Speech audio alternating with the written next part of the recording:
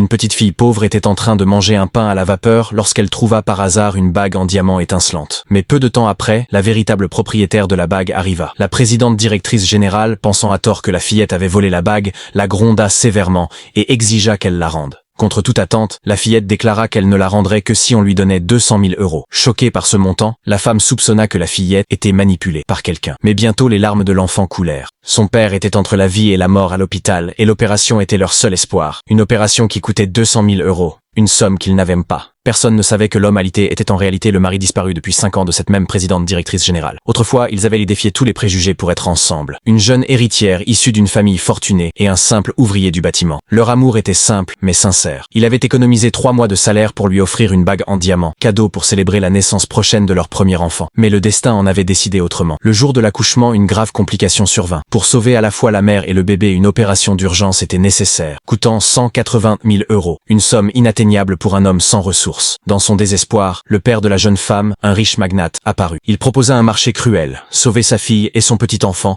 à condition que le gendre disparaisse à jamais avec l'enfant. Pour sauver sa femme et son bébé, l'homme accepta. Tandis que sa femme, à son réveil, crut au mensonge de son père. L'enfant n'avait pas survécu, et son mari l'avait abandonné pour fuir les dettes médicales. 5 ans passèrent. La femme, aujourd'hui une présidente directrice générale à succès, passait chaque nuit à serrer contre elle la vieille bague, pleurant en pensant à son mari et à son enfant. Elle ignorait que la petite qu'elle croyait morte vivait encore et frappait aujourd'hui à la porte du destin pour sauver son père. Elle courait partout dans l'hôpital pour demander de l'aide, tenant dans sa main la bague précieuse sans savoir qu'il s'agissait du cadeau que ses parents avaient voulu lui offrir. Elle rencontra de nouveau la présidente directrice générale, une femme qui lui semblait étrangère, mais qui était en réalité sa propre mère. Touchée par le courage de l'enfant, la femme ne réalisa pas qu'il s'agissait de sa fille de sang. Quand la fillette demanda 200 000 euros en échange de la bague, tous pensèrent qu'elle était cupide, sans cœur. Mais elle voulait seulement une chance de sauver la vie de son père. Ce n'est que lorsque la présidente directrice générale se rendit à l'hôpital pour vérifier la situation qu'elle tomba nez à nez avec l'homme qu'elle pensait disparu à jamais. Les souvenirs douloureux refirent des surfaces, et la vérité éclata.